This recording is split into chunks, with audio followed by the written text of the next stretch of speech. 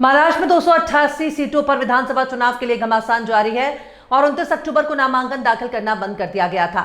30 अक्टूबर को आवेदनों की जांच की गई थी। हिंगोली विधानसभा क्षेत्र में मराठा योद्धा जोरांगे पटेल पाटिल के माध्यम से लगभग 17 से 18 उम्मीदवारों ने अपना नामांकन दाखिल किया है। वलाना तालुका सैन गांव जिला हिंगोली के सामाजिक कार्यकर्ताओं के साथ साथ युवा नेतृत्व और दादा के कट्टर समर्थक गजानन हिमांडे ने भी दादा के समर्थन में हिंगोली विधानसभा में अपनी उम्मीदवारी दाखिल की है। लेकिन दादा के मार्गदर्शन में एक नहीं बल्कि 17 उम्मीदवार चुनाव मैदान में खड़े हैं और हिंगोली विधानसभा का उम्मीदवार क्या तय करेंगे, ये दादा का आदेश आने तक तय नहीं होगा। रेड न्यूजमध्ये प्रथमतः माझ्यासोबत जे आज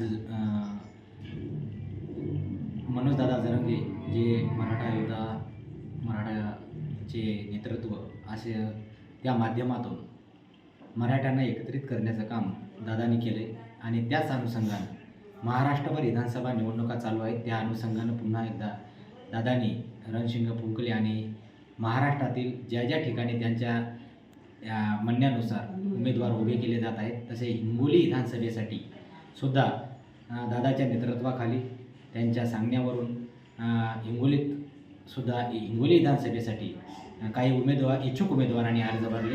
त्यापैकीच वलाना येथील गजाननराव हिंबाडे हे माझ्यासोबत आहेत आणि त्यांनी आपला उमेदवारी अर्ज दाखल केला आहे। आपण जाणून घेऊ त्यांच्याशी की नेमकं ही निवडणूक कशी राहील आणि शेवटपर्यंत उमेदवार या रिंगणात उभे राहणार आहेत का, किंवा दादाच्या आदेशानंतर या उमेदवाराचं नेमकं कसा फॉर्म्युला राहील हे जाणून घेऊ आपण। माझ्यासोबत आहेत हिंबाडे साहेब, त्यांच्याशी। हिंबाडे साहेब, नेमकं काय रणनीती राहील आणि कसा उमेदवारी अर्ज दाखल केला आहे, काय किती जणांनी केला आहे आणि कशा पद्धतीचं हे नियोजन राहील? दादांनी दिलेला जो आदेश आहे हा सर्वोपरी असेल, कारण जवळपास 17 लोकांनी दादांकडे हे केलेलं आहे, अर्ज टाकलेले आहेत की आम्हाला विधानसभेसाठी हिंगोलीसाठी उभं टाकण्यासाठी दादा म्हटले उभे राहा, आणि त्याच्यात 17 लोकांची नावं आहेत यादीमध्ये। आता दादांनी सांगितलं की आपण अर्ज भरा आणि कामाला लागा। दादाचा आदेश, त्या आदेशानुसार आम्ही अर्ज भरले आणि कामाला लागलो। आणि दादांनी जे आता दादांचं जे काही समीकरण ठरेल आणि दादा समोरचा ज्या पद्धतीने आदेश देतील त्या आदेशाचं पालन होईल। किती उमेदवार राहिलेत आणि नेमकं या विधानसभेमध्ये बरेचसे दिग्गज उमेदवार आहेत, परंतु प्रत्येकजण म्हणते की जर मनोज दादा जरांगेनं पाठिंबा दिला तर आमची सीट लागेल। नेमकं दादा कोणाला पाठिंबा देणार, काय सांगा? दादा फार मोठे व्यक्तित्व आहे। दादा जे ठरवतील कोणाला पाठिंबा द्यायचा आहे का आपला माणूस उभा करायचा हे दादा आता समोर जे काही त्यांचं समीकरण जुळल्यानंतर कळवतील, त्याच पद्धतीनं काम होईल या हिंगोली विधानसभेमध्ये।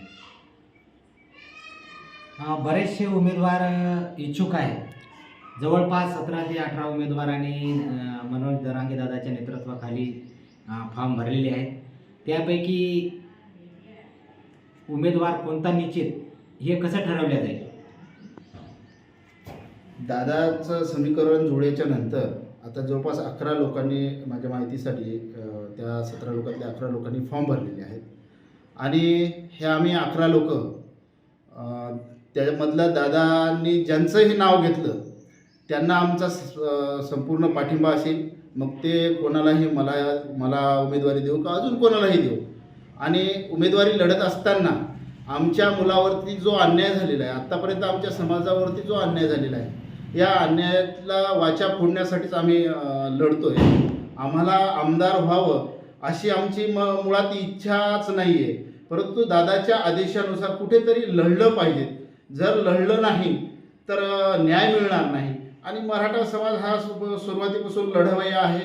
त्यामुळे दादांनी जो आदेश दिले तर आम्ही लढायला तयार आहे, आणि जे 11 लोकांतून कोणाचंही नाव घेतलं त्याच्या पाठीमागे आम्ही खंबीर राहणार आहे, किंवा सर्वच त्या दादाच्या एका उमेदवाराच्या पाठीमागे राहतील, बाकीचे सर्व उमेदवार माघार घेतील। हे होते जरांगे पाटील यांच्या माध्यमातून उमेदवारी अर्ज दाखल करणारे हिंबाडे वलानेकर, तर यांनी सांगितलं की जर दादांनी आदेश दिले आणि आमच्यापैकी कोणत्याही उमेदवाराला जर उमेदवारी दादांनी निश्चित केली तर नक्कीच आम्ही सगळे मिळून मराठा आरक्षणाच्या संदर्भात असो आवाज उठवण्यासाठी विधानसभेमध्ये कोणीतरी बुलंद आवाज असावा या हेतूने कोणताही उमेदवार देऊ, मग ते दादाच्या लक्षात जो उमेदवार असेल ज्यांनी जे ठरवलं आहे त्या ठरवलेल्या उमेदवाराला आम्ही सर्व उमेदवार एक मिळून एका जुटीनं काम करून त्यांना निवडून आणण्याचं काम करू आणि जे काही सामाजिक स्तरावर जे प्रश्न राहिलेले आहेत ते मांडण्याचं कामसुद्धा या माध्यमातून केलं जाईल. मी रेड न्यूज गजानन धुळधुळे, हिंगोली. आणि दादांनी जर उमेदवारी दिली तर या विधानसभेमध्ये असंख्य प्रश्न आहेत. खरं तर शेतकऱ्यांचा फार मोठा प्रश्न आहे.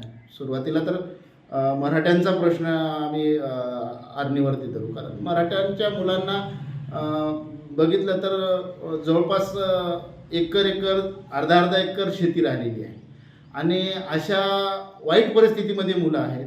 त्यांना लग्नासाठी बायकोही सुद्धा मिळत नाही, इतकी वाईट परिस्थिती समाजावरती येऊन ठेपलेली आहे. या समाजाला आधी न्याय देण्याचं काम आणि त्याचबरोबर 18 पगड जातीतील सर्व गोरगरिबांना न्याय देण्याचं काम आम्ही करणार आहोत.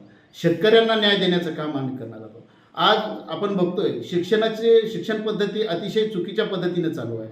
खरं तर धनदांडके लोक हे पैसे देऊन शिक्षण पद्धतीमध्ये मुलं कॉन्व्हेंटला वगैरे अशा ठिकाणी टाकतात, पण खऱ्या अर्थाने शासनानं दिलेले शिक्षक हे खूप चांगले शिक्षक असतात. आणि जे जिल्हा परिषद शिक्षणामध्ये जर जिल्हा परिषद शाळा संपल्या भविष्यातून तर गोरगरिबाच्या मुलांनी काय करायचं त्यासाठीही आम्ही पुढाकार घेणार आहे आणि सर्व तळागाळातल्या गोरगरिबांना न्याय. कारण मराठा हा छत्रपती शिवाजी महाराजांनी स्वराज्य निर्माण केलं हे 18 पगड जातींना सोबत घेऊन केलेलं आहे आणि आमच्या बापदाद्यांची शिकवणसुद्धा आमच्यावरती आहे की ज्या वेळेस दुष्काळ पडला अशा वेळेस गोरगरिबांना अन्नधान्य वाटण्याचं काम आमच्या समाजानं केलेलं आहे आणि सगळ्या समाजाला सोबत घेऊन काम करण्याचं आणि तीच शिकवण आमच्यावरती आहे. आम्ही सर्व समाजाला न्याय देण्याचं काम करणार आहोत आणि दादांनी आम्हाला ज्या ठिकाणी म्हटलं बस त्याच ठिकाणी बसणार आहोत आणि ज्या ठिकाणी म्हटलं उठ त्याच ठिकाणी उठणार. शेवटी दादांचा आदेश हाच अंतिम असेल.